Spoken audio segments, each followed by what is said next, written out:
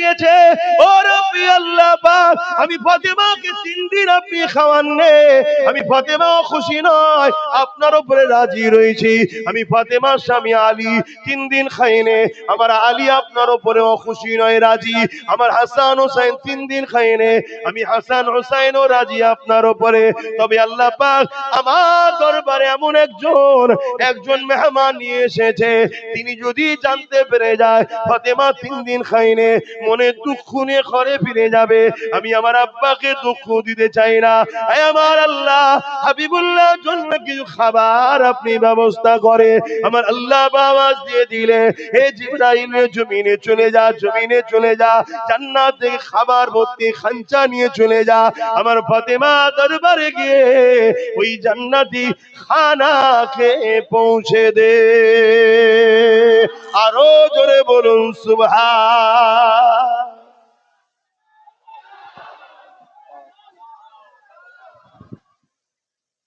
আমাদের কারো বাড়ি আছে যে একদিন খায়? একটা কেউ হাত তুলে বলুন যে একদিন খায়। অথচ আমার মা বোনেরা একবারও ভাবলো না যে ইসলাম বিদ্বেষীরা আমাকে 1000 1500 ফ্রিতে ভিক্ষা দিচ্ছে কেন, একবারও ভাবেন। ভেবেছে কি? আরে ভালো ভালো আলেম সাহেব, মলি সাহেব ঘরে, হাজি সাহেবের ঘরের বইয়েরাও ভাতা নিচ্ছে না লাইনে ভান্ডারের টাকা। একবারও ভাবলো না যে জনগণের টাকা, দেশের টাকায় লক্ষ্মী নাম দেবে কেন? দেশের কোন স্বাধীনতা সংগ্রামীর নাম দিতে পারতো, লক্ষ্মী নাম দিল কেন? এটা আমার গায়ের ধর্মের ভাইদের বিশ্বাস হলো, লক্ষ্মী হলো অর্থ দেবী। আপনারা মানে কোথায় আমাদেরকে শেষ করলো? এই যে পয়সাটা খালেন, কোথায় শেষ করলো আমাদেরকে? এবারে বলুন, ওই মায়ের পেটে আল্লাহর ওলি সন্তান হবে? ওই মায়ের পেটে এমন সন্তান হবে যে ইসলামের জন্য লড়াই করবে? ওই মায়ের পেটে তো ওই সন্তানই হবে যে বড় হয়ে ইসলামের দুশ্মনদেরকে মিটাবার জন্য মুসলমানদের নামে কেস করবে, মুসলমানদের ঘর ভাঙবে, মুসলমানদের উপরে জুলুম করবে। এমন নেতা তৈরি হবে না? হবে না? এই কথা কোনো বলছি, কষ্ট নিচ্ছেন? এটা যদি শুনে আমার 10টা মা পরিবর্তন হয়, ওই 10টা মায়ের ঘরে আল্লাহ এমন সন্তান দেবে যে সন্তান তার মায়ের পায়ের তলাতে জান্নাত জেনে তার পায়ে কদমমুচি করবে, তার উপরে ঝগড়া জুলুম করবে না। কথা কিছু বুঝতে পারছে? আজান হচ্ছে আপনাদের মহল্লায়? আপনাদের মহল্লায় হলে বলবে শুরু হয়েছে, আর যা জানটা হয়ে যায়। আপনাদের যদি ধৈর্য থাকে বসুন, আর না এই সুযোগে চলে যান। কারণ অনেকে দেখি আজান দিলেই পালায়।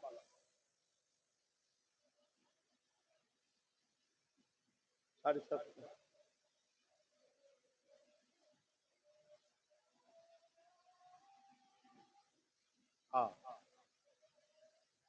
এই আজান আগামী দিন আর শুনতে পাওয়া যাবে কি সন্দেহ আছে? সেই দিন এসে গেছে। কি করলাম আমরা? কি ভুল করলাম?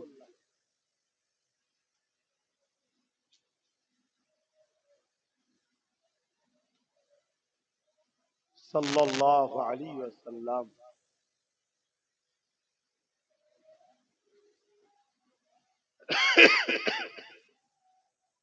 সাল্লাল্লাহু আলাইহি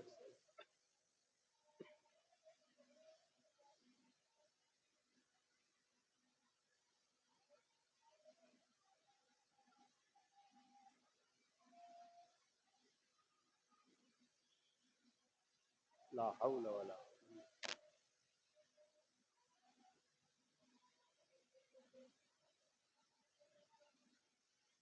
লা হাওলা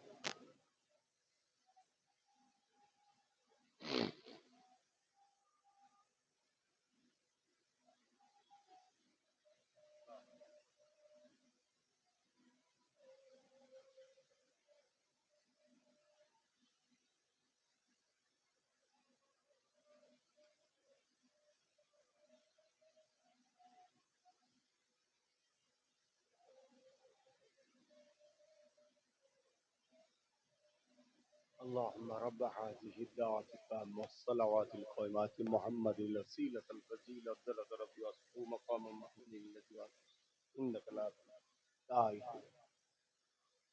درود الشريف اللهم صل على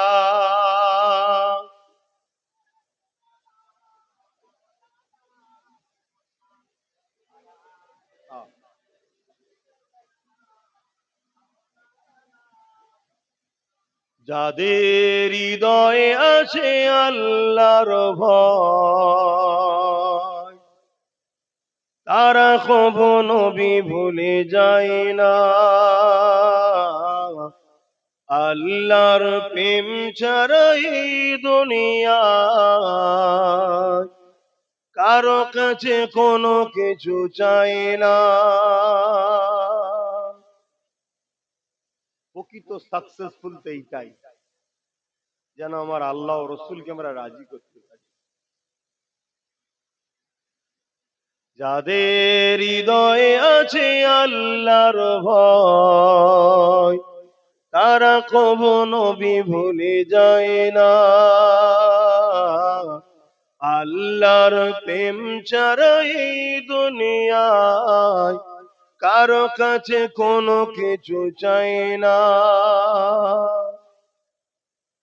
রাতের আধারে যারা সেজদাতে রয় দু চোখের স্রোতে নদী যেন বয় কখনো উঠেছো যুবক রাত্রে ঘুম ভাঙে রাত্রে ঘুম ভেঙে যায় না আগে যেতে হয় ঘুম ভেঙে যায় কখনো রাত্রে ঘুম ভাঙলে একদিন ট্রাই করে দেখবে উজু করে আর একা একা আল্লাহকে সেজদায় পড়ে থাকবে কিছুক্ষণ পড়ে থাকবে একটা আলাদা মজা পাবে চোখ দিয়ে অঝরে পানি বেরিয়ে যাবে তুমি রুখতেই পারবে না তুমি বুঝতেই পারবে না তোমার হাজারো ব্যথা কোথায় গেল তোমার রবের সেজদায় চোখের পানি ফেলা কায়ামতের দিন জাহান্নামের আযাব থেকে বাঁচার ওই যে জাহান্নাম তেড়ে তেড়ে যে আসবে গতকাল কি তো আজ করেছিলাম শুনেছেন তো অনেকে লাইভও শুনেছে ওই জাহান্নামকে সরাবার একটাই উপায় আমাদের চোখের পানি আল্লাহ নবীকে দেবে নবী সেটা নিক্ষেপ করবে জাহান্নাম হাজার হাজার মাইল দূরে সরে যাবে জোরে বলুন সুবহান আসো আমার ভাইরা ফিরে আসো এখনো সময় আছে এখনো সময় আছে কিন্তু তোমাকে পরিবর্তন হতে হবে রাতের আধারে যারা সিজদাতে রয় দু চোখের স্রোতে নদী যেন বয় রাতের আধারে যারা সিজদাতে রয় দু চোখের স্রোতে নদী যেন বয় ছলনার খাঁচানি যত আসো ছলনার খাঁচানি যত আসো পিছনে ফিরো তাকায় না যাদের হৃদয়ে আছে আল্লাহর ভয় তারা কভু নবী ভুলে যায় না আল্লাহ প্রেম ছাড়া এই দুনিয়া কারো কাছে কোনো কিছু চাই না আল্লাহুম্মা সাল্লি আলা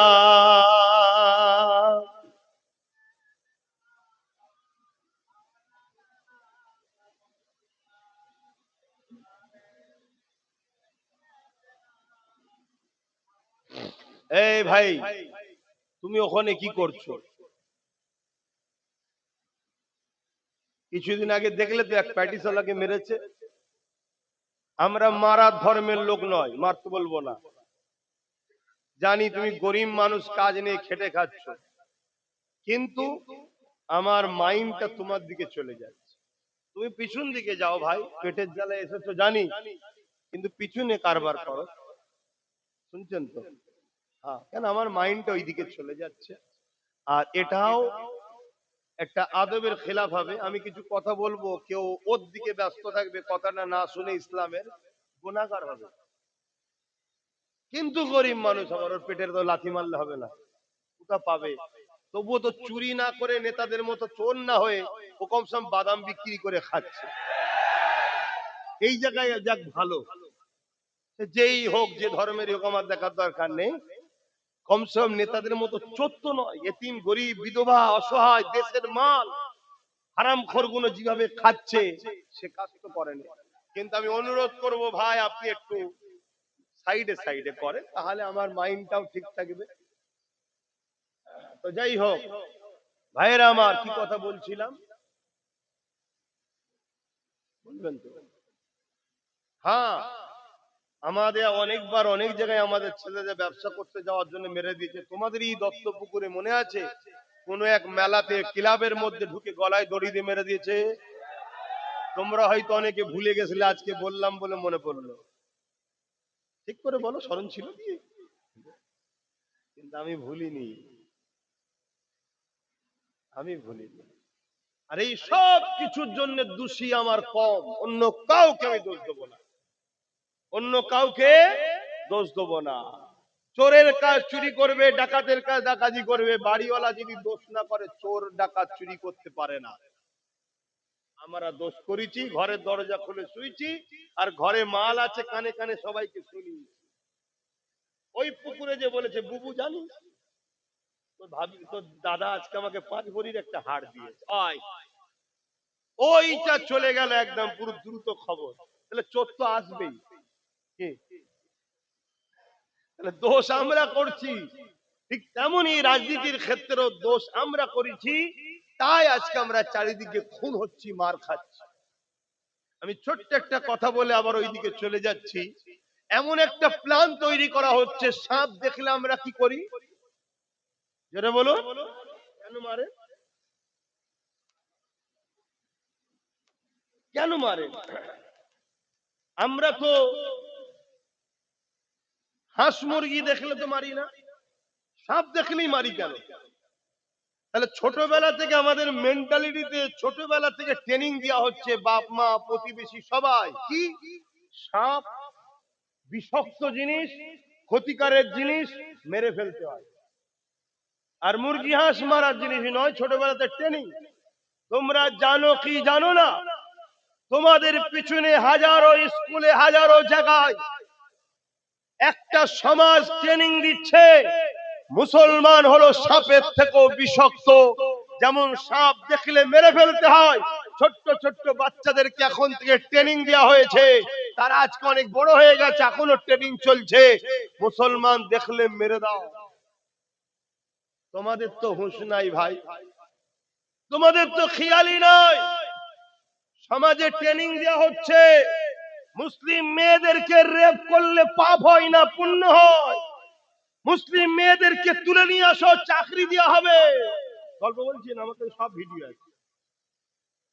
কিন্তু তোমাদের তো হুঁশ নাই, তোমাদের একটাই খেয়াল, আমার চোর নেতা আর 5 বছর কি করে থাকবে, এর জন্য নিজের কমকে খুন করতে হয় কর, ঘর ভাঙতে হয় ভাঙ, যা করতে হয় কর, তাতে আমি জাহান্নামে যাই তাও ভালো, আমার নেতা যেন 5 বছর বেঁচে থাকে। এই করে 79 বছর আমার কম করছে না, করে না বলে? 79 বছর ধরে এই কাজেই লেগে আছে আমার কম, কখনো একে কখনো ওকে কখনো একে, এই করে বেড়াচ্ছে। একবারও ভাবলো না কমসে কম আমার বাচ্চার কি হবে, আমার নতুন প্রজন্মের কি হবে। আরে আমি ইসলামে যদি উপকার করতে নাও পারি, আমার ইসলামের ক্ষতি যেন না হয়ে যায়, এটাও তো ভাবা দায়িত্ব আছে না? কিন্তু আজ একটু হলেও যুবকরা জাগেছে, তাই তো নাকি? কিন্তু আমার তো ভয় হচ্ছে তোমাদেরকে আবার নতুন করে বিভিন্ন প্ল্যানে কিনে লিয়া হবে না তো? আবার তোমাদের মাইন্ডকে ডাইভার্ট করে দেওয়া হবে না তো? কেন এখন এআই এর সময়, ভিডিও এডিট করার সময়, গলার ভয়েস চেঞ্জ করার সময় আব্বাস সিদ্দিকীকে নিয়ে নানা রকম চক্রান্ত করা চলছে না, চলে না? তারপরে আবার এমনও হতে পারে কালকে, শুনছেন, কালকে আমার থেকে তোমাকে সরাবে বলে আবার নতুন কোন মুসলমানদের মাসিয়াকে দিয়ে দল খুলিয়ে দিতে পারে, যে 10 জন আছে 5 জন 5 জন করে দে, সেও মরবে আমিও মরবো, 10 জন এক জায়গায় হলে বেঁচে যেতাম। এর মতো প্ল্যান পরিকল্পনা হতে পারে না, পারে না? এই সব কিছু চিন্তা করে আমি ঘুরে বেড়াই, এই সব চিন্তা করি ঘর দিন রাত ধরে। আমি একটা বাহ্যিক দেখছেন সুস্থ, কিন্তু মেন্টালি খুব চাপে আছে। শুধু তোমাদের বাঁচাবার চেষ্টা। কখনো কখনো ভাবি আমার মতো পাগল কে আছে। নিজের বাচ্চা নিজের পরিবারের কথা ভাবি না, নিজের বাচ্চার সঙ্গে পরিবারের সঙ্গে সময় দেওয়ার সময় পাই না, এদেরকে বাঁচাবার জন্য ভাবি। আর যখন হজ করি এদের মধ্যে থেকে অনেকে বসে বসে পারে না, ভাবি। এরপরও মনে হয় যে কমসে কম এরা যদি নাও ভাবে, চেষ্টা করি। ওই যে বসে আছে, ওই যে তোর ছেলে, তাই তো, ওইগুলোর জন্য যদি কিছু করে যেতে পারি, এখন থেকে চেষ্টা করছি। দেখো দেখো ফাইসাল্লাহ আল্লাহর হাতে, আমার তো কাজ চেষ্টা করা, তুমিও চেষ্টা করো। আসেন যে আলোচনা করছিলাম, কি আলোচনা করতে গিয়ে আজান হয়ে গেল জানো?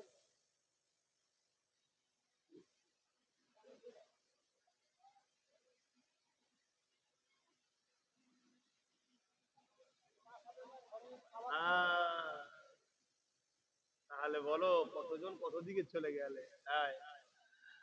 হযরত আম্মা জান খাতুনে জান্নাত ফাতিমা আয-জাহরা রাদিয়াল্লাহু তাআলা আনহা, তিনি সিজদায় পড়ে যে খাবার চাইলেন আল্লাহর কাছে, আল্লাহ পাক জিবরাইলকে দিয়ে খান যাবতীয় খাবার পাঠিয়ে দিল।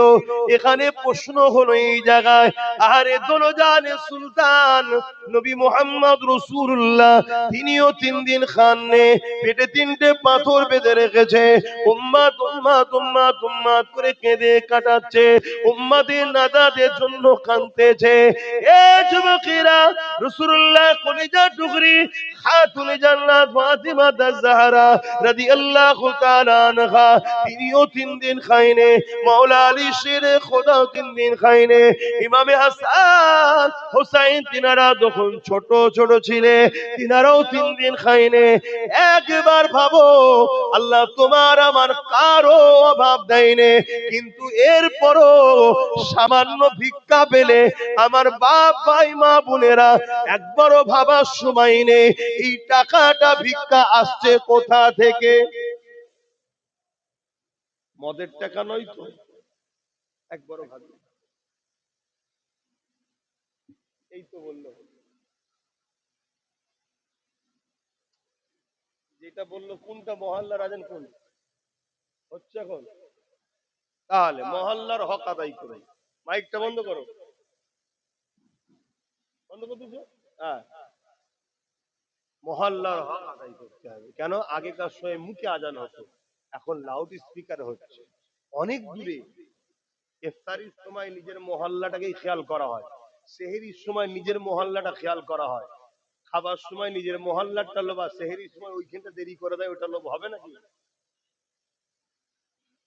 এরকমও চালাক লোক আছে। হ্যাঁ, যে বন্ধ করবি, হ্যাঁ বন্ধ করবি। ভুল বুঝছেন না তো? না না, এখন সব বড় বড় মুফতি সাহেব আপনারা, কেন এক হুজুরে খুশি আপনারা নয়, এক মলি সাহেবে খুশি নয়। শোনো, আমাদের ইমাম কটা, ভুল বুঝবেন আমাকে, আমাদের ইমাম কটা? 4টে। কটা ইমাম? হানাফি, সাফি, মালিকি, হাম্বলি, 4টে ইমাম আমাদের। ভালোবাসেন কটাকে? জোরে বলুন। সম্মান করেন কজনকে? হক কটা? হকও 4টে। জান্নাত যাবে কজন? 4জনই। মানেন কজনকে? হ্যাঁ, একজনকে। তাহলে 4 ইমামই হক, 4জনই আহলে সুন্নাত ওয়াল জামাত, 4জনই ঠিক, 4জনই জান্নাতি, 4জনকেই সম্মান করি, 4জনকেই ভালোবাসি, কিন্তু মানি? আলেম উলামা আহলে সুন্নাত ওয়াল জামাতের পীর পীরজাদা সবাই ভালো, সবাই হক, সবাই ঠিক, যে কিন্তু মানবেন কজনকে? এটা আছে কি আমাদের? এই নেই বলেই তো আমরা পাগলা হয়ে যাচ্ছি। আমার 5 দাদু ছিল, 5টা দাদু, সব মুরিদি ফুরফুরা দাদা হুজুরের। কিন্তু যে দাদা হুজুরের বড় সাহেব দাদার সঙ্গে উঠা বসার লেনদেন, বাকি সবাইকে ভালোবাসতো, সম্মান করতো, পিয়ার করতো, কিন্তু ফলো করতে একজন। কেউ মেজ হুজুরের হাতে বায়াত, বাকি 4জনকে ভালোবাসতো, সম্মান করতো, পিয়ার করতো, কিন্তু ফলো করতো মেজ হুজুরকে। যে সেজ হুজুরের হাতে বায়াত, বাকি 4জনকে ভালোবাসতো, মহব্বত করতো, কারণ চাচা হয়তো, কিন্তু সেজ হুজুর আব্বাজান ফলো করতো। যে নহজুরের কাছে বায়াত হয়েছে সে নহজুরকে ফলো করতো, বাকি সবাইকে সম্মান ভালোবাসতো। যে ছোট হুজুরের বায়াত, ছোট হুজুরকে ফলো করতো, বাকি সবাইকে সম্মান ভালোবাসতো। আরে মন তো একটা, কজনকে খুশি করবেন? একজন বলছে ডান দিকে যে, একজন বলছে বাঁ দিকে যে, আপনি তো মুরিদ পাগলা হয়ে যাবেন। তো সম্মান সবাইকে করব, কিন্তু মানবো একজনের কথা। এটা হবে তবে আপনার জন্য বাঁচার সুবিধা। আমার কথায় কষ্ট নেই?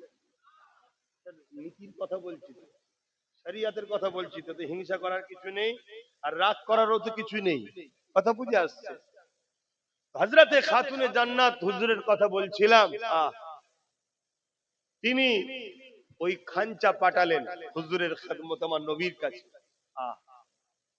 আল্লাহর নবী যেই খাবারটা নিয়েছে, জান্নাত তৈরি যার জন্য, জান্নাত তৈরি যার নূর থেকে, তিনি কি চিনতে পারবে না খানা কোথা থেকে এসেছে? যেই খানাটা নিয়েছে, আবার খানা থালে, খাবারটা ফলটা হোক যাই হোক, খাদ্যটা থালে রেখে দিয়ে ভেতরে এসেছে। ফাতেমা খাবার পেলে কোথা থেকে? চোখ ভরা পানি, আব্বা আমার ঘরে কিছু নাই, আল্লাহর কাছে হাত তুলেছি, আল্লাহ পাঠিয়েছে। জোরে বলুন সুবহানাল্লাহ। আমাদের বাড়ির কেউ বিপদে পড়লে আল্লাহর কাছে হাত তুললে আল্লাহ সাথ দেয়? বলবেন তো? 5 বছর 10 বছরও দোয়া করছে, হচ্ছে কেন? হযরতে হযরতে হাসছো কেন? হাসার জিনিস কি? তাহলে হাসছো। হযরতে মূসা আলাইহিস সালাম তুর পাহাড়ে যাচ্ছে, মন দিয়ে শোনো। যাবার সময় পাহাড়ের নিচে একটা লোকের সঙ্গে দেখা হয়েছে, যে খুব কাঁদাকাটি করছে। মুসা নবীকে দেখে মুসা নবীর কাছে অনুরোধ করছে, হুজুর আমি দীর্ঘ 40 বছর ধরে আল্লাহর কাছে একটা দোয়ার জন্য কাঁদছি, আমার দোয়া কবুল হচ্ছে না। কত বছর? 40 বছর। হুজুর আপনি যান একটু আল্লাহকে যে বলেন। মুসা নবী তো অবাক, 40 বছর! যে আল্লাহ এত দয়ালু, যে আল্লাহ এত দয়ালু, যে মুসা নবীরই একটা উম্মত একদিন শরাব পান করত, প্রতি রাত্রিরে নতুন নতুন মেয়েকে নিয়ে আসতো, একদিন সে এক গরিব মেয়ের পাল্লায় পড়ে তার উপরে দয়া দেখিয়ে তাকে নোংরা নাপাক না করে তাকে অর্থ দিয়ে বোন বলে তার সামনে তওবা করেছিল। আল্লাহ তার দরজায় লিখে দিয়েছিল গায়েবী ভাবে যে তওবাকারী, আল্লাহ একে পছন্দ করে নিয়েছে। জোরে বলুন সুবহানাল্লাহ। সেই আল্লাহ তো 40 বছর দোয়া কবুল করেনি। তো মুসা নবী গিয়ে বলছে, আল্লাহ ওর দোয়াটা কবুল করেন। আল্লাহ বলছে ওর দোয়া কবুল করব না। কেন? ও হারাম খাই। কেন? কি খাই? হারাম খেলে দোয়া কবুল? আল্লাহ মাফ করেন আমাদের। কি যে হচ্ছে জেনে অজেনে আল্লাহই জানে। অনেকে অজানাতেও তো খেয়ে ফেলছে। এই যে বিস্কুট বাজার থেকে কিনে খাচ্ছি, ওর মধ্যে কি দিয়ে রেখেছেন কে জানে।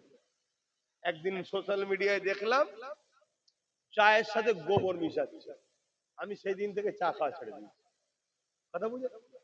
এরকম হয়তো আরো কত কি করছে, আমাদেরকে শেষ করার জন্য কিভাবে উঠে পড়ে লেগেছে।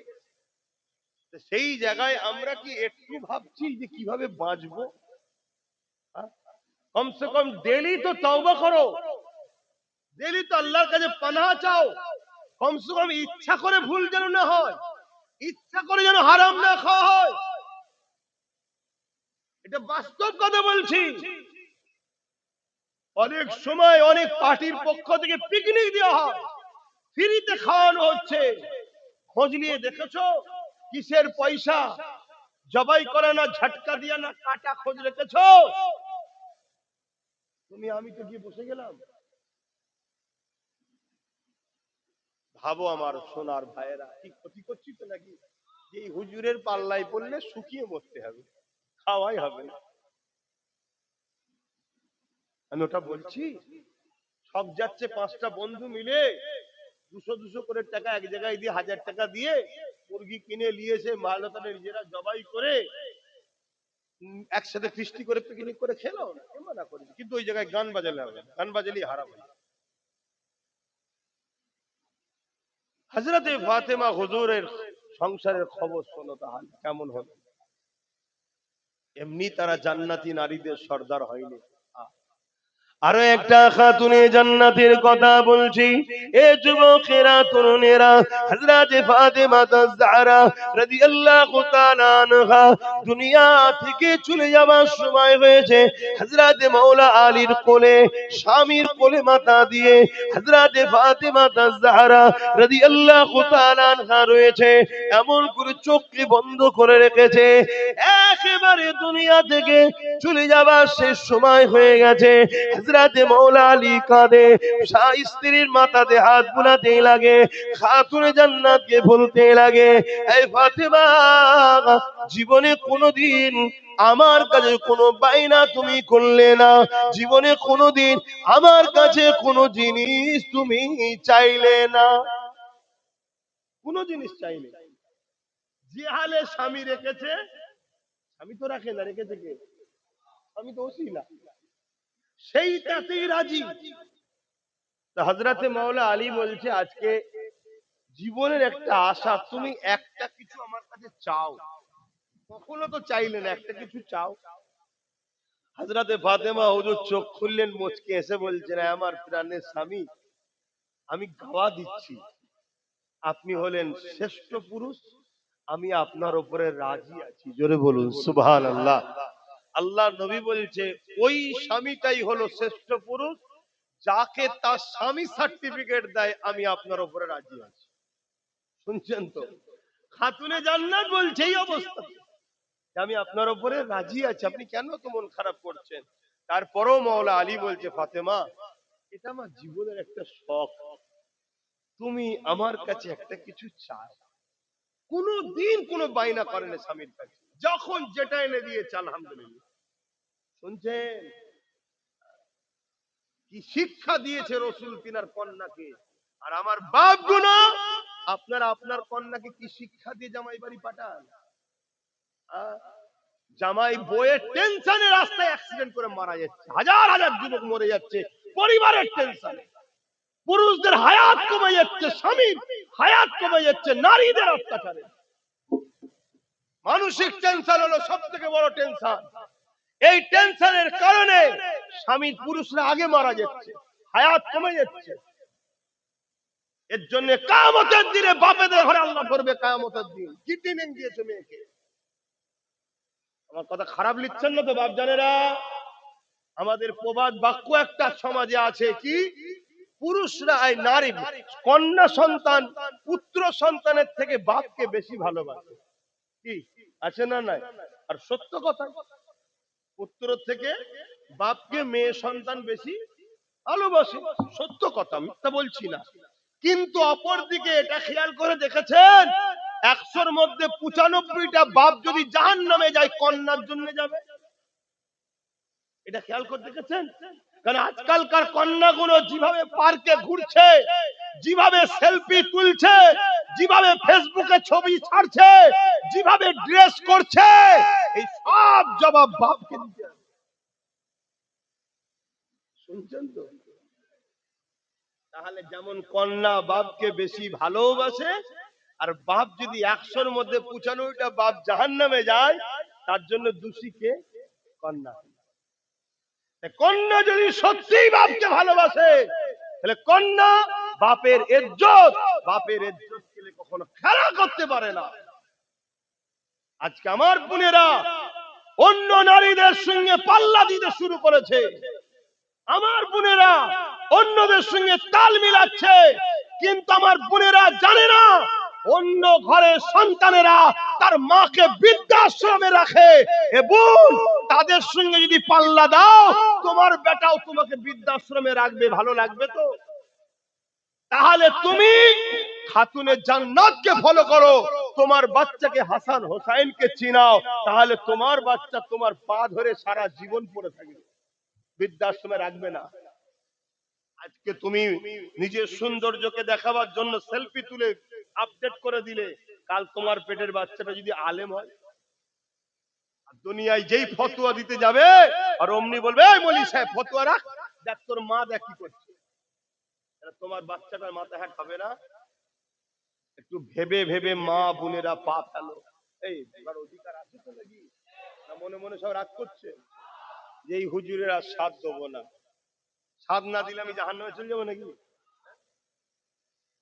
দুনিয়া আসল জায়গা নয়। লড়াই করতে আল্লাহ বলেছে, করছি। সে লড়াই ধর্ম নিয়েও হচ্ছে, সমাজ নীতি নিয়েও হচ্ছে, রাষ্ট্র নীতি নিয়েও হচ্ছে। সব বিষয়ে লড়াই করার ইসলাম হুকুম দিয়েছে না দেয় না? করছি। ফাইসাল্লাহ চিন্তা করি না, ফাইসাল্লাহ উপরে হয়, জমিনে হয় না। ফেরাউনকে বাদশা কে বানিয়েছিল? নমরুদকে কে বানিয়েছিল? আজকে আমাদের ফেরাউন গুলোকে কে জিতাচ্ছে? এর দুটো কারণ। মোমেনের ইমানের টেস্ট হবে, আর জালিম মুনাফেক মুসলমানকে শেষ করা হবে। আজকে জালিমরা যদি মোমেন মুসলমানকে মেরে ফেলে, এই মোমেন মুসলমানদের অসুবিধা আছে? এই জোরে বলেন। সেদিনে বেলাল হুজুরকে পরীক্ষা নেওয়া হয়েছিল উমাইয়াকে দিয়ে, আবু জেহেলকে দিয়ে। হযরত বেলাল হুজুরের অসুবিধা ছিল? আজকেরও মোমেন যারা আছে তাদেরকে পরীক্ষা নেবে তো আল্লাহ, কিন্তু জালিম মুনাফিক যারা আব্দুল্লাহ ইবনে উবাইয়ের মতো, তাদের কিরা শেষ করবে। হযরত ফাতেমা তাজ-জাহরা রাদিয়াল্লাহু তাআলা আনহাকে যখন হযরত মাওলা আলী বারবার বললেন, এ ফাতেমা, মনের বড় ইচ্ছা একটা তো কিছু আমার স্ত্রী আমার কাছে চাইবে। হযরত ফাতেমা হুজুর মুচকে এসে বললেন, আপনি যখন চান আপনি আমার স্বামী হন, আপনার খুশির জন্য আমি ফাতেমা আপনার কাছে একটা আপেল খেতে চাইছি, সেব খেতে চাইছি।